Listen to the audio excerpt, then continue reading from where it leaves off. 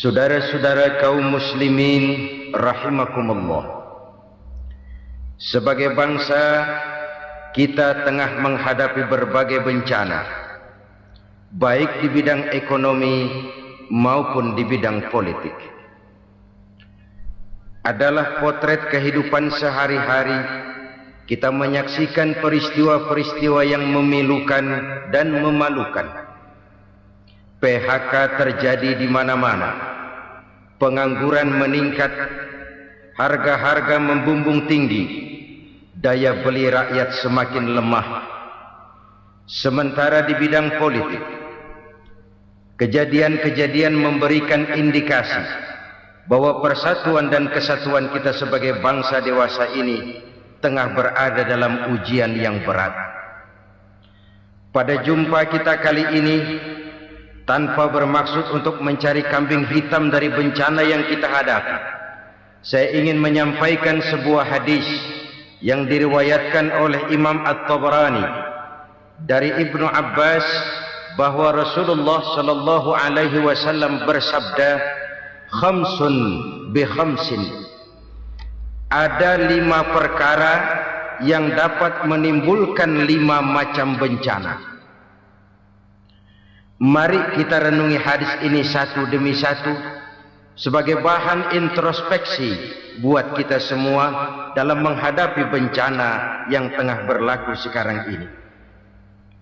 Yang pertama, ma naqasa qaumul ahda illa sullita alaihim aduwwuhum.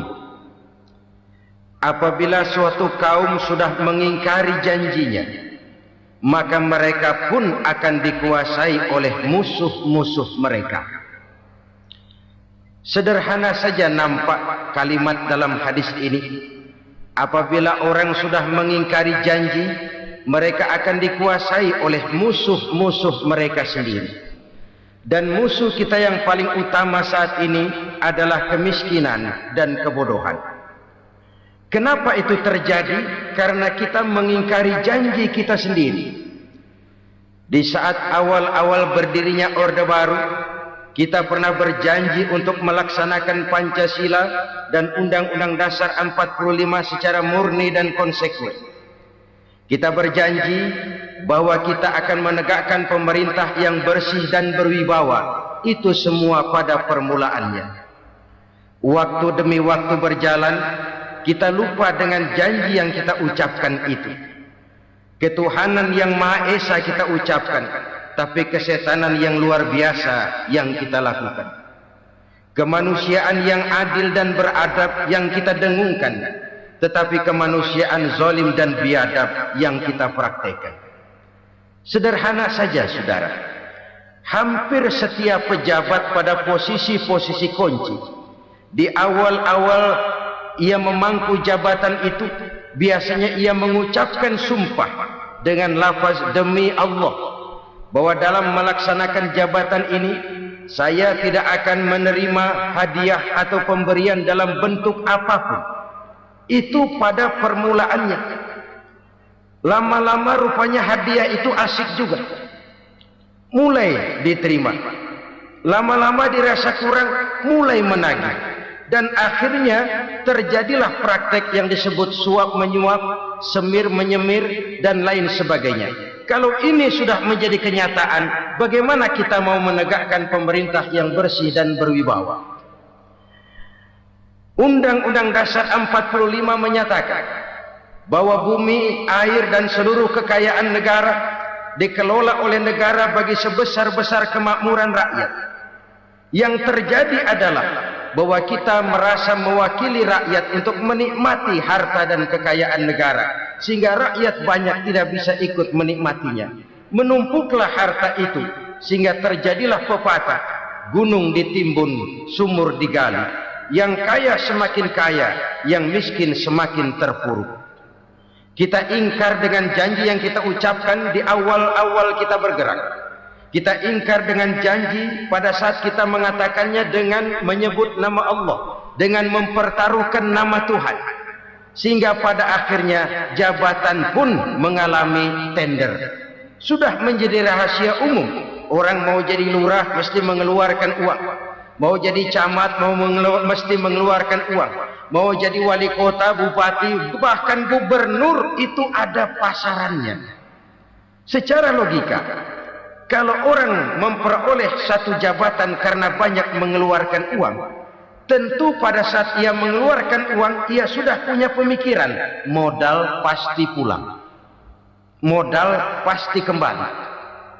Kalau orang memperoleh suatu jabatan karena banyak mengeluarkan uang, maka langkah pertama yang dia lakukan setelah memangku jabatan itu ialah bagaimana uang bisa kembali, bagaimana modal bisa pulang. Kalau modal sudah pulang, pikiran berikutnya bagaimana supaya dapat untung. Lalu kapan mau bekerja untuk kepentingan rakyat? Itu nomor 18. Kemudian kalau ada proyek-proyek besar, pertanyaannya ialah bukan apakah proyek ini bermanfaat bagi rakyat, apakah proyek ini layak untuk diteruskan, tetapi yang jadi pertanyaan paling utama ialah bagian saya berapa duit dari proyek ini. Kita bisa lihat proyek, mega proyek lahan 1 juta hektar di Kalimantan Tengah, triliunan rupiah, dan proyek itu gagal. SD Impres bulan ini diresmikan, bulan depan retak. Jembatan-jembatan bulan ini gunting pita, bulan depan runtuh. Kita ingkar dengan janji. Kita berkata kita bekerja untuk kepentingan rakyat, tapi kita tidak pernah mengenal rakyat itu. Apabila suatu kaum sudah mulai mengingkari janji, maka mereka akan dikuasai oleh musuh-musuh mereka. Akibatnya tersusunlah barisan-barisan sakit hati, yang makin lama makin menjadi bola salju, menggelinding membesar, dan kemudian terjadilah hal-hal yang tidak kita inginkan lagi. Apabila suatu kaum sudah mengingkari janji, maka mereka akan dikuasai oleh musuh-musuh mereka. Ini penyebab bencana yang pertama. Kita tidak konsekuen. Tadinya kita dengan lantang teriak-teriak berantas korupsi, ganyang korupsi. Pada waktu kita belum mendapat kesempatan. Setelah kita naik punya kesempatan, rupanya korupsi enak juga dirasa. Terjadi pergeseran nilai, orang luntur, kehilangan idealisme awal.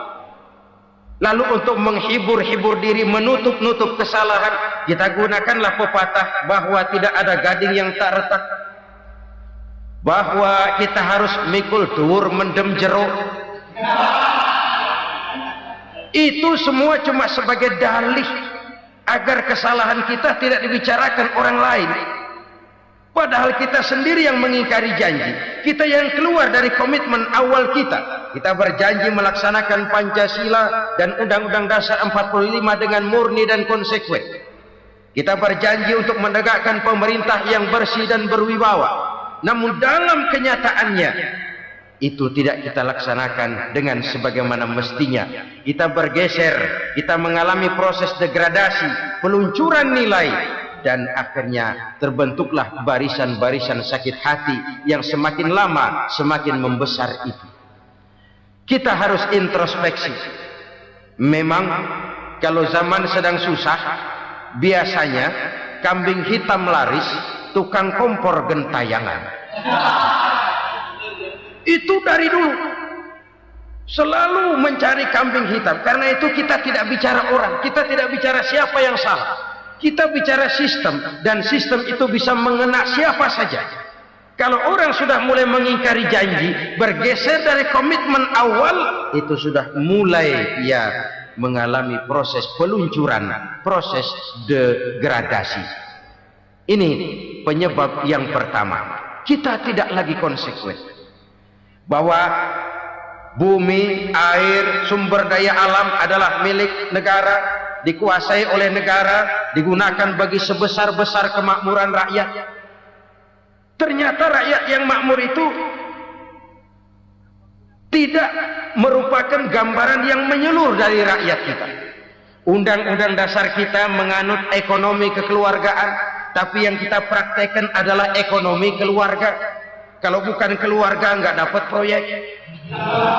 Kalau bukan keluarga nggak dapat macam-macam.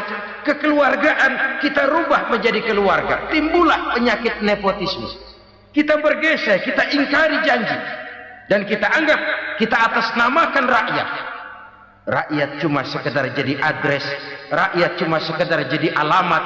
Tetapi kehidupan mereka tidak banyak berubah dan tidak banyak terangkat. Kaum muslimin rahimakumullah. Ini penyakit yang pertama. Penyebab bencana yang pertama. Yang kedua kata Nabi, wa ma hakamu bighairi ma anzalallah.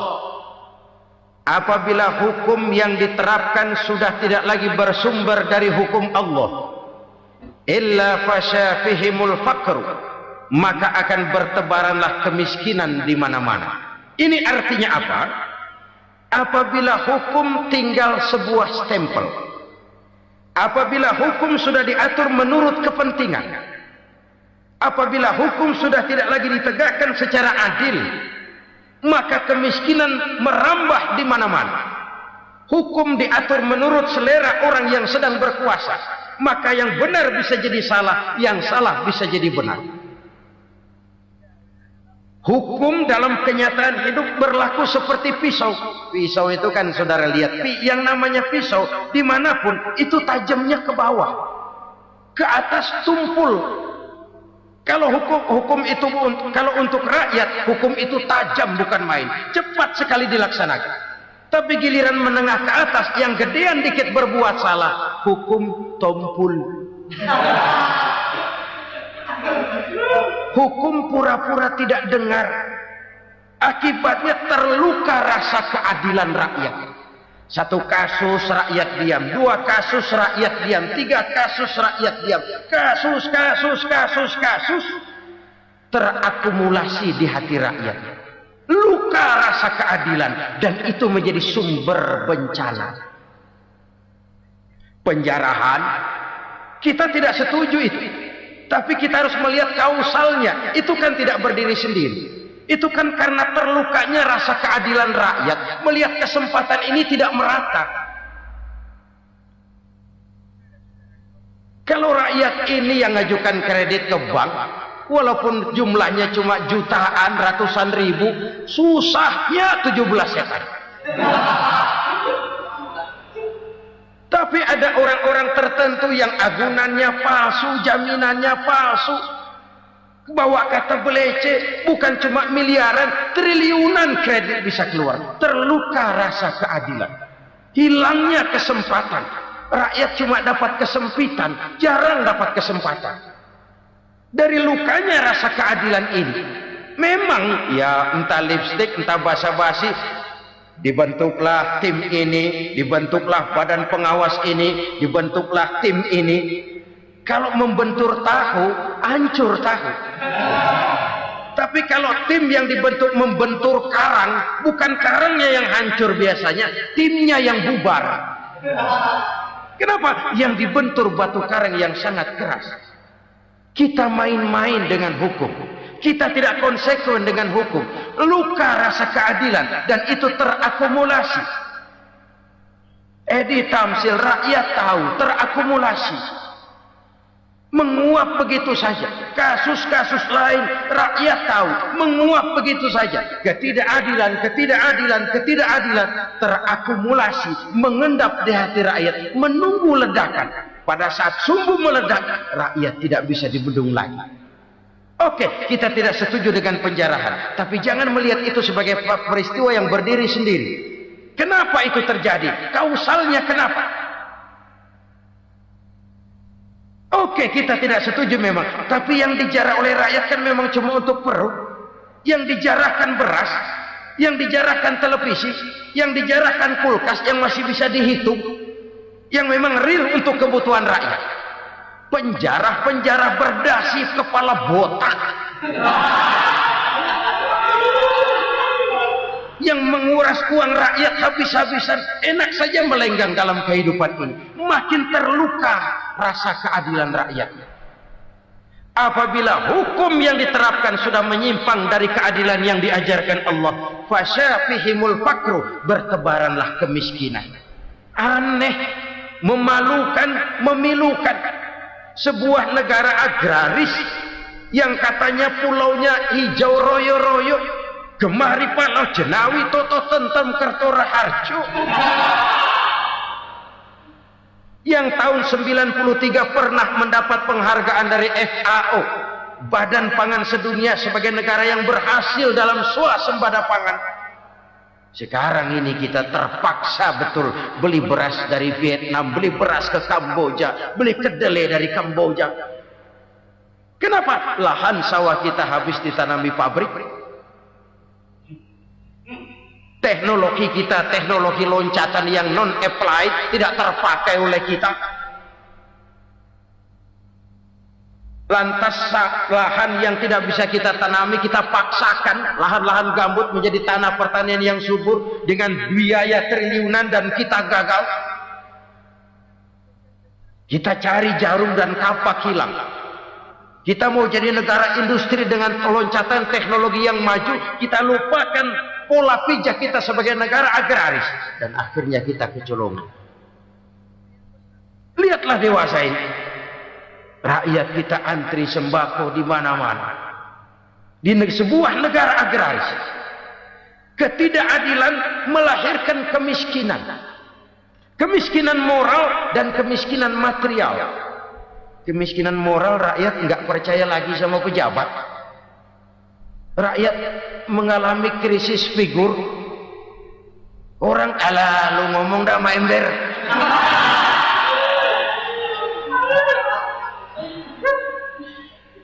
Penataran yang menghabiskan biaya miliaran itu melahirkan pejabat-pejabat korup. Pengawasan yang menghabiskan biaya miliaran itu ternyata impoten, mandul. Kemiskinan moral. Jujur saya berkata, saudara-saudara, setelah pintu reformasi dibuka, itu yang masuk memang macam-macam. Ada yang memang punya tujuan murni, konsekuen, dan punya konsep. Ada yang nunggu di tikungan, begitu mobil lewat nyamber pintu, berangkat ikut reformasi. Ada yang memanfaatkan momentum, mumpung, untuk nyampein unek-unek, ngerti enggak, pokoknya ngomong. Sehingga keadaan semakin rancu, kebingungan semakin menjadi-jadi, masalah yang paling urgen tidak terselesaikan. Sekarang ini orang berpikir mendingan jadi pala ular daripada jadi buntut macan. Buntut macan memang hebat macan, tapi kalau buntutnya cuma ugel-ugel di belakang buat apa? Mendingan jadi pala ular, kecil juga nyaplok. Artinya, ya biar kecil juga kalau punya partai kan gagah. Lalu rame-rame bikin partai kayak bikin arisan. Orang makin mengalami dislokasi. Semua mau jadi pahlawan, semua mau nomor satu, semua ngomong. Iya kalau bidangnya, kalau bukan makin rancu. Marilah lewat kesempatan ini saya mengajak kita untuk tahu diri. Biarkan politisi ngomong politik, biarkan ekonom menata ekonomi, biarkan praktisi bicara soal hukum, biarkan rakyat munajat, istighfar, mohon pertolongan Allah. Tahu diri kita. Kalau memang ayam, kukuruyuk aja dah. Kalau memang kucing, ayo ngeong. Kalau kambing, silahkan ngembe. Udah tahu ayam, ngeong bunyinya. Suaranya palas, orang nggak ngerti, bingung, makin menjadi-jadi. Ibarat kesebelasan sepak bola bangsa kita sekarang ini, rame-rame mau bikin gol, kiper ikut nyerang sekarang. Memilukan dan bahkan memalukan. Wa ma hakamu bighairi ma anzalallah illa fasyafihimul fakru. Kalau hukum yang diterapkan sudah menyimpang dari keadilan yang diajarkan Allah, bertebaranlah kemiskinan di mana-mana. Coba sekarang ini, yang punya duit bingung, apalagi yang kagak punya duit. Yang pengusaha gede ngeluh, apalagi yang pengusaha pas-pasan. Yang kagak punya beras, yang punya beras saja masih bingung, apalagi yang nggak punya beras. Ini sudah demikian merata. Dulu kita kagum mendengar konglomerat kelas wadah, kelas-kelas yang seakan-akan cuma ada dalam khayalan mereka, punya kekayaan miliaran dolar, triliunan. Sudahlah, seolah-olah nggak terjangkau sama kita. Weh, ternyata yang gede-gede itu juga gede utangnya.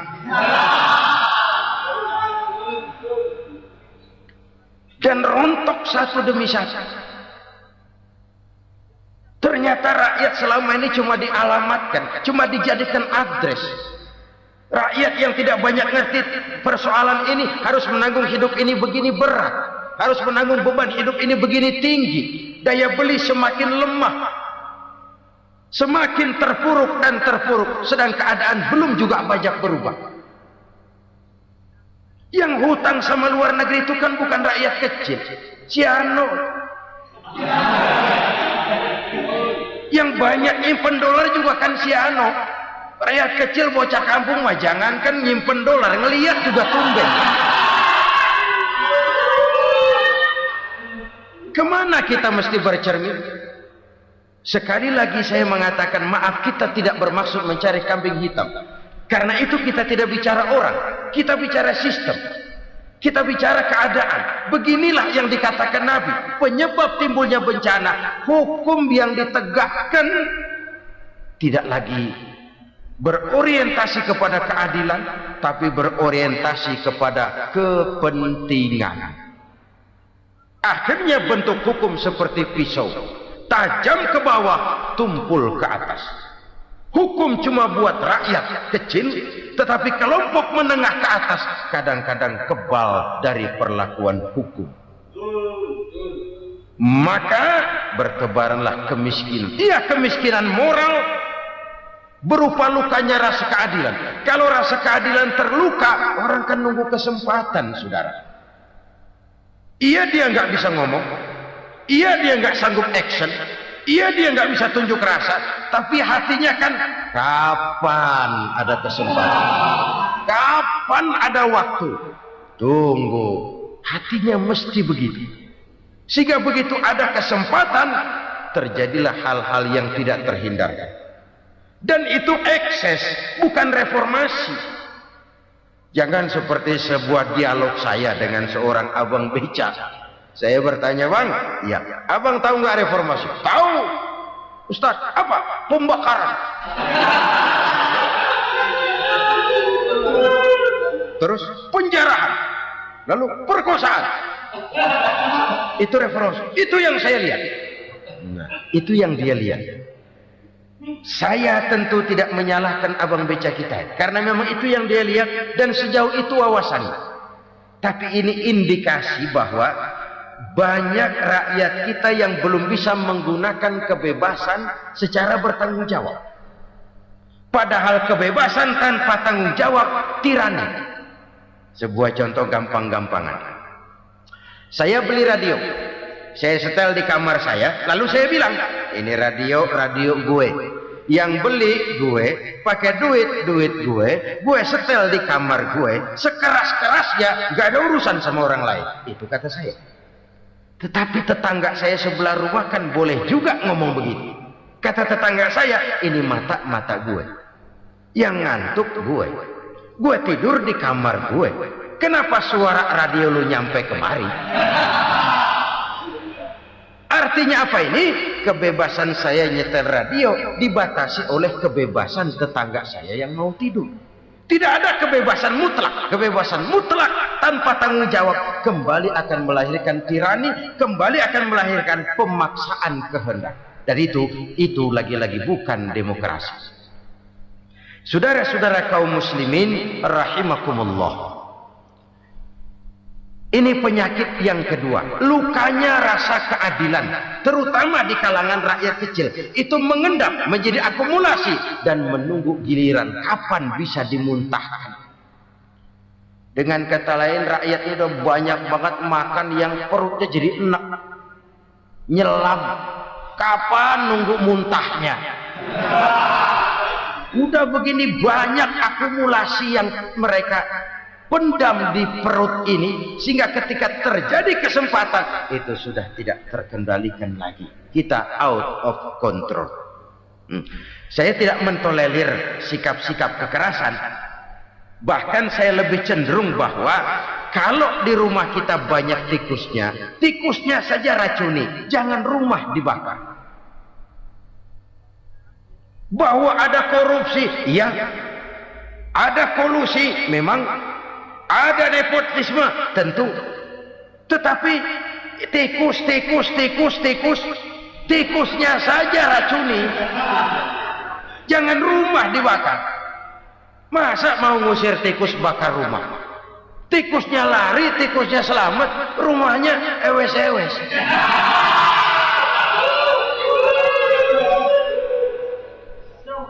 Tikus selamat, rumah nggak punya, masalah nggak terselesaikan dengan sebagaimana yang kita harap. Kita sepakat ini negara hukum, dan di hadapan hukum semua manusia itu sama. Itu prinsip yang diajarkan Allah. Al-musawat bainan nas fi takalifil ahkam. Semua manusia sama dalam berhadapan dengan hukum Allah Subhanahu wa taala. Kalau hukum sudah pandang bulu, itu jelas yang enak yang banyak bulunya. Siapa yang banyak bulunya? Monyet. Kalau hukum pandang bulu, monyet keenakan. Saudara-saudara kaum muslimin rahimakumullah, introspeksi. Mari kita bercermin bagaimana perjalanan hukum selama ini. Kalau introspeksi ini kita temukan, lalu ada upaya untuk memperbaiki diri. Jangan menggunakan tak ada gading yang tak retak, mikul duwur mendem jero untuk menutup-nutupi kesalahan orang. Padahal kesalahan itu sedemikian besar. Padahal rakyat kita tiap hari antri sembako. Ada yang sehari sekali makan, ada yang makan sudah bercampur tiwul, ada yang nasi sudah dicampur pisang, balik jadi orok lagi. Macam-macam upaya rakyat untuk menangsal perut ini. Lalu rakyat ditenang-tenangkan, lebih baik puasa Senin Kemis sambil menghadapi krisis ekonomi. Kenapa rakyat yang disuruh puasa? Kenapa bukan pejabatnya yang puasa lebih dulu untuk kemakmuran rakyat? Kalau rakyat yang memang perutnya udah gepeng disuruh puasa, makin krempeng perutnya. Artinya pejabat harus punya sense of politics. Ya, tidak, puasa itu kan tidak cuma Senin Kemis saja. Puasa itu puasa perasaan, puasa menghargai perasaan yang sedang kondisi yang sedang dihadapi oleh rakyat. Bagaimana rakyat yang tengah antri sembako melihat pejabatnya lewat dengan mobil yang harganya sampai 1 miliar. Oh, inilah pemimpin saya. Luka lagi rasa keadilannya. Kita tidak tenggang rasa. Puasa dalam artian itu pun akan menolong menegakkan semangat kebersamaan, membentuk semangat kebersamaan. Saudara-saudara kaum muslimin rahimakumullah, penyebab bencana yang ketiga dikatakan oleh baginda Nabi, wala dhaharat fihimul fahishatu illa fasha fihimul maut. Apabila kekejian telah merajalela, maka maut bertebaran di mana-mana. Kita renungi butir kalimat dalam hadis ini. Apabila kekejian telah merajalela, maut bertebaran di mana-mana. Begitu murah arti sebuah kehidupan. Penjarahan untuk hal-hal yang kecil tapi sampai mengorbankan nyawa. Apabila kekejian sudah terjadi di mana-mana, maut pun bertebaran. Maut dalam arti berpisah ruh dengan jasad, tapi juga maut dalam arti orang bisa mati karirnya, orang bisa mati usahanya, orang bisa mati kesempatannya, karena perbuatan-perbuatan keji yang selama ini tidak terbendung. Lahirlah teori mafia. Siapa yang kuat dia yang berkuasa, siapa yang lemah dia menjadi mangsa. Proyek-proyek besar yang menang tender itu ya dari itu ke itu saja. Yang pengusaha-pengusaha tidak punya koleksi, koneksi, tidak bisa bayar komisi, dapat proyek tetelan. Ada dagingnya, dikit namanya juga tetelan. Dagingnya sudah habis disantap oleh meja. Sekian puluh meja dilalui, sekian puluh amplop dikeluarkan. Sehingga yang akhirnya ya tinggal tetelan itu tadi. Maka kualitas pekerjaan pun sudah bukan lagi jadi masalah. Demikianlah mafia-mafia ini bermunculan di mana-mana. Di pengadilan terkenal mafia pengadilan. Hukum bisa dibeli, hukum bisa dipesan menurut kebutuhan sponsor. Mafia peradilan, mafia politik, mafia ekonomi, bahkan mafia agama yang menggunakan agama sebagai kedok, menggunakan agama sebagai dalih, menggunakan agama sebagai topeng untuk melancarkan maksud-maksud politiknya pun tidak tertutup kemungkinan. Apabila kekejian telah merajalela, maut bertebaran di mana-mana. Korupsi, kolusi, nepotisme itu bagian dari kekejian. Kita selama ini kalau mendengar maksiat, itu yang terbayang cuma judi, mabuk, zina. Ya itu maksiat.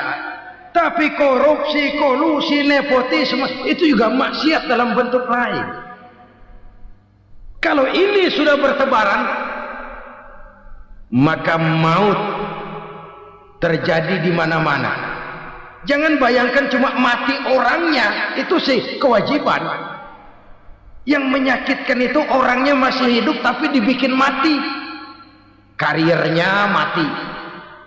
Kenapa? Karena yang diperlukan bukan cuma orang pinter tapi orang taat. Biar pinter, kalau nggak taat minggir. Biar bodoh, kalau taat bisa nyenangin atasan, bisa nyemur. Kumaha juragan wae ayo nama. Itu yang kadang-kadang dapat penghargaan. Tidak ada prestasi kerja kecuali bikin senang orang di atas. Kita lihat di desa-desa jalan rusak. Kalau ada berita pejabat anak mau turun, jalan rata sekali. Sampai tanah dari mana aja dikeruk buat ngeratain tuh jalan. Pejabat pulang legok lagi jalanan. Katanya kita kerja buat rakyat, nyatanya kita cuma melayani atas. Kenapa? Terjadi lingkaran setan. Seperti kata lagu Dul Sumbang itu. Mahasiswa takut sama dosen, dosen takut sama dekan, dekan takut sama rektor, rektor takut sama menteri, menteri takut sama presiden, presiden takut sama mahasiswa. Muter balik lagi. Lingkaran setan. Lingkaran setan. Saudara-saudara kaum muslimin rahimakumullah, kekejian yang merajalela, praktek-praktek mafia yang tertuang dalam kehidupan sehari-hari menyebabkan orang mati karirnya, jasad masih hidup, karir mati, itu menyakitkan. Mati bisnisnya. Rakyat kecil pernah senang ketika cengkeh booming, harganya bagus, rakyat banyak yang pergi haji. Lalu mau ditata, lahir tata niaga cengkeh, malah amburadul. Harga cengkeh jatuh, petani cengkeh kecil menjerit. Siapa yang untung? Segelintir orang. Masihkah kita pakai atas nama rakyat untuk kepentingan nasional, padahal yang nyanyi cuma segelintir orang? Masihkah kita mau bohongi rakyat ini dengan mobil nasional tapi bikinan Korea? Masihkah kita mau bermain verbalisme, bermain kata? Ini sebuah masa lalu yang tidak perlu terulang lagi untuk masa-masa yang akan datang. Kekejian merajalela, orang mati karier, bisa mati usaha, mati bisnis. Usahanya maju, dirangkul, hancur. Usahanya maju, dipukul, hancur, tenggelam. Bahkan yang memilukan dan memalukan badan-badan usaha milik negara itu dikebiri sedemikian rupa sehingga tidak menghasilkan hal-hal yang bermanfaat buat negara. Saudara-saudara kaum muslimin rahimakumullah, kalau nafsu yang sudah mengatur itu semua, maka kekejian pun merajalela. Orang sudah pakai teori mafia, yang kuat dia yang menang, yang kuat dia yang berkuasa, yang lemah silakan minggir di sudut-sudut kehidupan. Kalau kekejian seperti ini merajalela, maut bertebaran di mana-mana. Banyak orang mati karirnya, banyak orang mati usahanya, banyak orang mati imajinasinya. Sekarang ini dalam dunia seni yang banyak karyawan seni, bukan seniman. Seniman itu kan dilahirkan, lain seniman, lain karyawan seni. Sekarang yang banyak karyawan seni, bukan seniman. Mati karier, mati imajinasi, mati improvisasi, sehingga kehidupan persis sinetron. Sinetron itu yang kita lihat rumah mewah, yang kita lihat rumah bagus. Gak pernah kita lihat di sinetron kita ini rakyat antri sembako. Kita dijejali hal-hal yang indah, yang wah, yang membuat kita tenggelam dalam gaya hidup instan, tenggelam dalam gaya hidup wah. Kita lupa dengan realitas keseharian di tengah-tengah masyarakat kita. Lahirlah kelompok-kelompok selebritis, dibesarkan oleh berbagai media. Selebritis pilek aja masuk koran, pilek.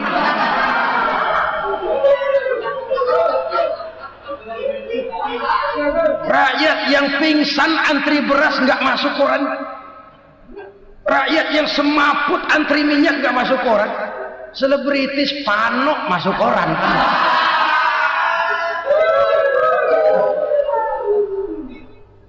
Kita besarkan hal-hal kecil, kita kecilkan hal-hal besar. Karena apa? Kita mengejar oplah, kita profit oriented, tidak lagi berorientasi kepada realitas hidup yang kita hadapi ini. Kalau kekejian sudah merajalela, kata Nabi, maka maut bertebaran di mana-mana. Maut dalam artian maut, coba lihat sekarang begitu murah nyawa. Karena 1000 perak orang mau nusuk bunuh. Karena beras seliter orang khilaf. Begitu murah kehidupan. Tapi kekejian dalam bentuk korupsi, kolusi, nepotisme, kekejian dalam bentuk itu mematikan karier, mematikan bisnis, mematikan imajinasi, mematikan kreativitas. Itu juga maut dalam bentuk lain akibat kekejaman lain. Ini penyebab yang ketiga. Yang keempat, penyebab bencana menurut baginda Rasul, wala tuffiful mikyala illa muni'un nabat. Apabila timbangan sudah dicurangi, maka tercegahlah tumbuh-tumbuhan. Apabila timbangan sudah mulai curang, maka terjadilah musim paceklik. Apabila bisnis sudah bergaya mafia tadi itu, kecurangan-kecurangan terjadi, tender di balik pintu, yang dimenangkan cuma kelompok-kelompok yang bisa memberikan presentasi yang besar, muni'un nabat, terjadilah paceklik. Paceklik, panen gagal, wereng, ya wereng, kemarau panjang, it's okay, air sulit, iya, tetapi kan semua itu ada yang ngatur. Kemarau ada yang ngatur, belalang itu ada yang ngatur, air itu juga ada yang ngatur. Yang ngatur itu yang serba maha. kalau ia murka melihat kecurangan timbangan, Allah itu kalau murka kan gampang saja, tinggal komandoin balang, lang, hancurin pesawat. Konvoy belalang, konvoy. Allah tinggal ngutik angin El Nino, mampir lo ke Indonesia. Hujan nggak turun-turun, kemarau panjang. Jadi kalau musim kemarau kan namanya anginnya El Nino. Kalau musim hujan anginnya namanya La Nina. Cakep namanya, kejem orangnya. Saudara lihat Cina sekarang sedang kena La Nina, banjir besar, ribuan orang meninggal. Dia mah ribuan mati kagak berasa, rakyatnya miliaran. Bangladesh lagi ngalami La Nina, India lagi ngalami La Nina. Angin, hujan, kemarau, belalang, itu kan ada yang ngendaliin. Kuncinya bukan di belalangnya, kuncinya bukan di peredaran matahari berputar, kuncinya di atas yang mengatur semua itu. Kalau timbangan sudah mulai curang, pengusaha sudah nggak mau jujur, apa enggak bikin perut jadi mual. Begitu rakyat antri sembako pingsan nggak dapat beras, sementara beras ditumpuk-tumpuk sampai membusuk. Kemana hati nuraninya? Kemana akal pikirannya? Kemana mereka yang berbuat atas nama rakyat tapi melihat rakyat susah tidak tergerak hatinya? Apabila timbangan sudah mulai dicurangi, bisnis sudah mulai melenceng, maka terjadilah paceklik. Sebuah negara yang berhasil dalam swasembada pangan, lalu sekarang menjadi negara yang rakyatnya antri untuk memperoleh kebutuhan pangan. Saudara-saudara kaum muslimin rahimakumullah, ini intinya adalah kecurangan. Kalau kecurangan sudah terjadi di mana-mana, dan ini milik siapa saja, bukan soal tempat, bukan soal jabatan, soal manusianya, SDM-nya. Kecurangan tidak cuma terjadi di kantor, di masjid bisa terjadi kecurangan. Korupsi tidak hanya bisa terjadi di kantor, di madrasah bisa ada korupsi. Faktor manusianya, ini soal SDM. Kecurangan yang besar tentu besar lagi kerugiannya. Kecurangan yang kecil, kecurangan sehari-hari, pedagang-pedagang kecil ngurangi timbangan, barang yang buruk dikatakan baik, yang baik dikatakan buruk, itu merugikan perorangan. Kecurangan yang besar merugikan bangsa dalam bentuk total, dalam bentuk seutuhnya. Nah, kecurangan-kecurangan seperti ini rakyat kan lihat, rakyat kan tahu, dan itu kembali terakumulasi di sini, pegel. Dan jangan lupa, rakyat yang nggak ngomong itu, rakyat yang nggak bersuara itu, batinnya menjerit, jeritannya menggoncang aras, dan itu didengar Allah. Yadullah fauqal jamaah, kata Nabi, tangan Tuhan di atas orang banyak. Jeritan hati rakyat menggoncang aras. Rakyat yang terlalu banyak dizolim, rakyat yang terlalu banyak dirugikan, ya rakyat yang terlalu banyak di atas namakan, menjerit batinnya, menggoncang aras, dan Allah bisa menggerakkan apa saja untuk membuat satu situasi. Allah bisa menggerakkan apa saja untuk membuat satu situasi. Saudara-saudara kaum muslimin rahimakumullah, ini faktor yang ketiga, timbulnya kecurangan. Faktor yang keempat maksud saya. Yang kelima, penyebab timbulnya bencana menurut baginda Nabi, wala muni'uz zakat wala muni'uz zakat illa hubbisa anhumul qatr. Apabila zakat enggan dibayar, maka tercegahlah qatrun. Qatrun ini kalau bahasa kita sembako.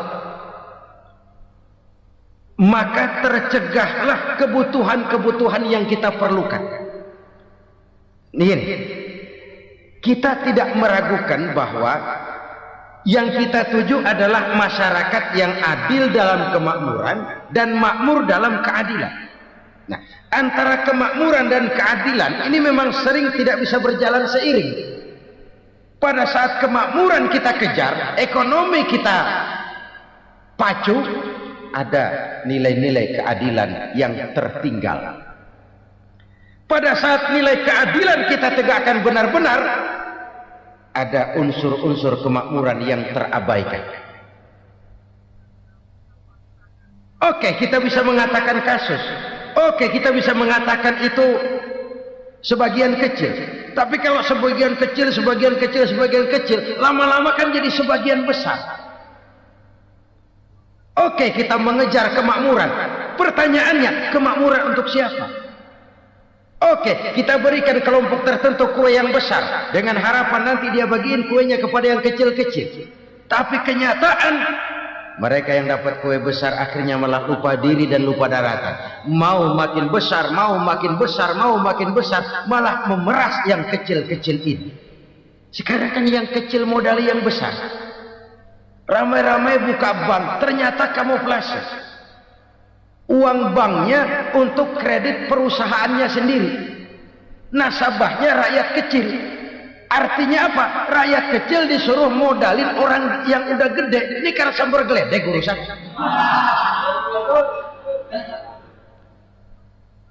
Ini kan permainan apa lagi? Rakyat kecil suruh modali yang gede. Nasabahnya rakyat kecil, kumpulkan uangnya di bank, kucurkan kredit kepada perusahaannya sendiri. Bukankah itu rakyat kecil suruh modali yang gede? Sudah begitu kejamkah kita untuk meraih keuntungan dengan mengorbankan orang kecil? Sudah tidak bicara lagi kah nurani kita melihat penderitaan orang yang semakin susah? Kalau zakat enggan dibayar, padahal zakat 2,5% saja, 2,5% saja. Kalau itu pun enggan, kalau zakat saja enggan, bagaimana pula yang namanya sedekah, bagaimana pula yang namanya infak, bagaimana pula yang namanya santunan, bantuan. Kadang-kadang lipstick nyumbang si nyumbang, cuman nyolongnya lebih gede. Ini namanya sumbangan lipstick. Buat lipstick itu kan buat ngumpetin bibir pucat. Itu fungsi utama lipstick. Buat ngumpetin korupsinya, nyumbang kegiatan-kegiatan sosial, tapi yang dia korup lebih gede dari yang dia sumbang. Lipstick kamuflase, nepu kata anak sekarang.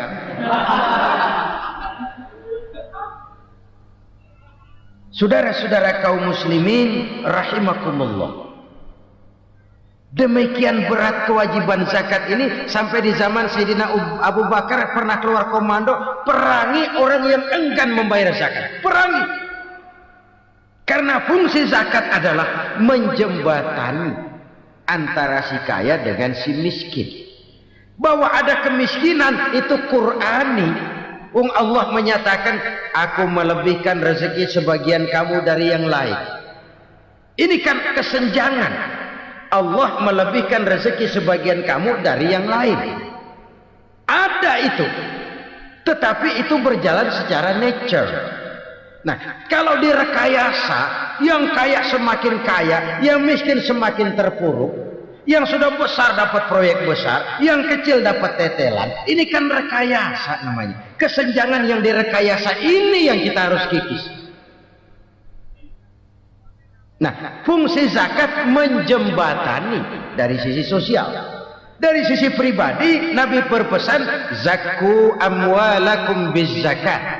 Bersihkan hartamu dengan zakat. Sekarang ada istilah nyuci uang. Uang hasil korupsi itu bisa dicuci, dijadikan uang bersih. Bukan pakai rinso, bukan. Pakai politiknya koruptor, diolah sedemikian rupa sehingga jadi uang resmi. Sudah memutih. Itu termasuk yang disebut kejahatan kerah putih, white collar crime.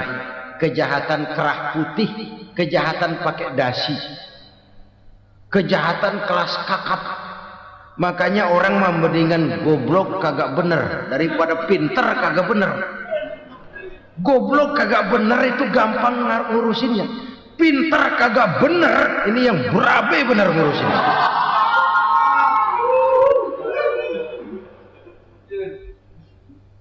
Kita bukan cuma perlu orang pintar kok di zaman sekarang, kita perlu orang-orang bener yang punya komitmen, yang sesuai kata dan perbuatan, yang bisa merasakan apa yang dirasakan oleh rakyat, yang punya sense of politik yang tinggi, yang peka, yang penuh keterbukaan, yang punya wawasan dan pandangan jauh ke depan.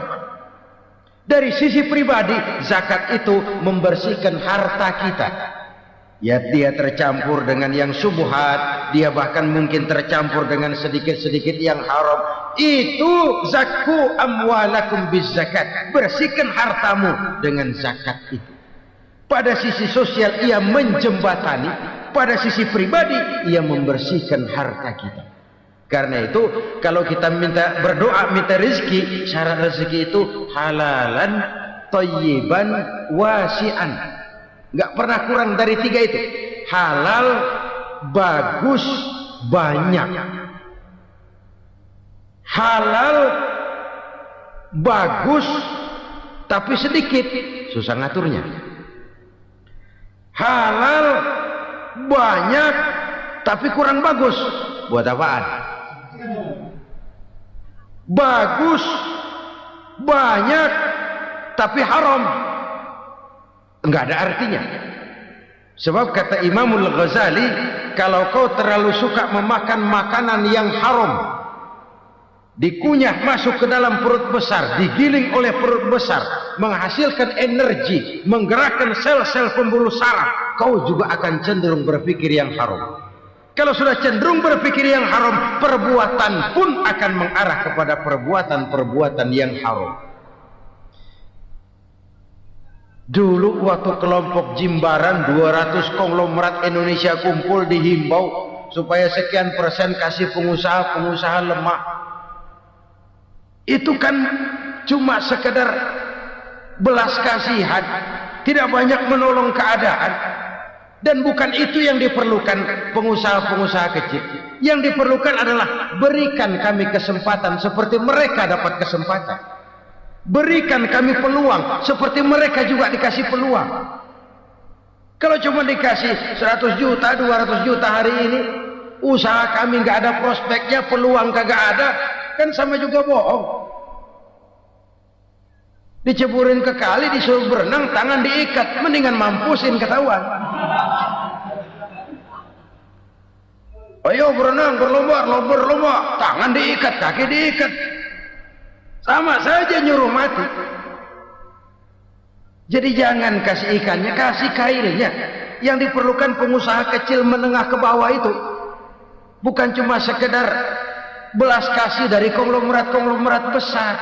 Berikan kami peluang seperti mereka juga dapat peluang. Berikan kami kesempatan seperti mereka dapat kesempatan. Berikan kami kredit dengan kemudahan seperti mereka juga kalau minta kredit begitu mudahnya. Menciptakan peluang dan kesempatan, pemerataan, bukan menciptakan manusia Indonesia dengan standar ekonomi yang sama. Semua rumahnya harus sama, semua punya mobil. Itu sih kebersamaan bebek. Bebek, coba lihat bebek, satu ngalor semua, satu ngidul semua. Kebersamaan bukan itu. Kebersamaan adalah menciptakan peluang. Kalau yang kaya bisa semakin kaya, kenapa yang miskin tidak bisa ikut naik jadi sedikit kaya? Kalau pengusaha yang sudah kuat bisa bertambah menjadi kuat dengan proyek mega proyek, kenapa yang menengah tidak bisa ikut menjadi kuat? Dan kenapa kekejian itu merajalela? Kita dengar lewat berita-berita PLN tekor, PLN utang. Kenapa? Dia beli listrik dari swasta yang belinya lebih mahal daripada penjualannya. Artinya dia beli itu listrik dari perusahaan listrik swasta, dia jual kepada rakyat lagi. Harga jualnya lebih murah daripada dia beli kepada swasta. Kenapa? Ada tekanan lagi tuh. Biasa siklus lagi. Hukum Boyle. Atas neken, paling bawah gepeng. Ya kita nih rakyat kecil Emang nasibnya gepeng-gepeng terus. Saudara-saudara kaum muslimin rahimakumullah, dari 5 penyebab bencana ini kita ambil kesimpulan untuk sebuah renungan dan introspeksi kita bersama. Pertama, mengingkari janji, padahal janji itu yang lebih tinggi nilainya adalah di hadapan Allah Subhanahu wa taala. Baik wakil-wakil rakyat di parlemen maupun pemimpin-pemimpin rakyat di dalam kabinet, apabila memangku suatu jabatan, selalu mereka mengawali dengan sumpah, dan sumpah itu dimulai dengan demi Allah. Sadarkah kita pada saat itu kita ucapkan bahwa kita sudah mempertaruhkan Allah untuk jabatan yang kita pegang? Kita sudah mempertaruhkan nama Allah untuk posisi yang dipercayakan kepada kita. Sadarkah kita bahwa menyia-nyiakan itu satu dosa yang sangat besar, yang tidak hanya kepada Allah tetapi juga kepada rakyat yang kita wakili, kepada rakyat yang kita pimpin. Cukuplah sudah rakyat dijadikan adres, umat dijadikan alamat sebagai numpang. Marilah kita kembali kepada komit awal dengan jujur kepada janji kita sendiri. Lalu yang kedua, kekejian, baik berupa korupsi, kolusi, nepotisme, dan perbuatan-perbuatan lain akan melahirkan kemiskinan. Kekurangan pangan bukan satu-satunya yang menyebabkan rakyat menderita. Lukanya rasa keadilan terakumulasi di hati rakyat, dan jeritan hati rakyat mengguncang aras. Kalau Allah murka, Allah bisa melakukan apa saja untuk menciptakan suatu kondisi. Faktor yang ketiga adalah praktek mafia menebarkan maut. Orang yang mati jasad dan rohaninya, maupun orang yang mati karirnya, mati kejujurannya, mati usahanya, mati imajinasinya. Hilang kreativitas kita sebagai bangsa. Faktor yang keempat, kecurangan-kecurangan di bidang usaha, di bidang tender, mengandalkan menjual kekuasaan. Dan memang repot kalau penguasa jadi pengusaha. Mau atau tidak mau, kebijakan-kebijakan kekuasaannya akan memperkuat jaring-jaring usahanya. Dan pada saat itu objektivitas sulit ditemukan lagi. Lalu yang kelima, keengganan membayar zakat, menumpuknya kekayaan negara pada kelompok-kelompok tertentu. Ini akan melahirkan paceklik yang berkepanjangan. Menumpuknya kekayaan dan harta negara pada kelompok-kelompok tertentu akan melahirkan paceklik dan miskinan yang berkepanjangan. Marilah kita sadar, marilah kita merenung bahwa keengganan kita membayar zakat, menciptakan pemerataan, pada akhirnya akan menjadi musibah buat kita semua. Saudara-saudara kaum muslimin rahimakumullah, sekian dulu jumpa kita kali ini. Mudah-mudahan yang saya sampaikan dari hadis riwayat Imam Tabrani ini menjadi bahan introspeksi buat kita semua. Tidak akan seorang muslim jatuh 2 kali di tempat yang sama. Semua merupakan pelajaran untuk kita jadikan introspeksi guna menata hari esok yang lebih baik daripada hari ini. Reformasi harus terus berlanjut.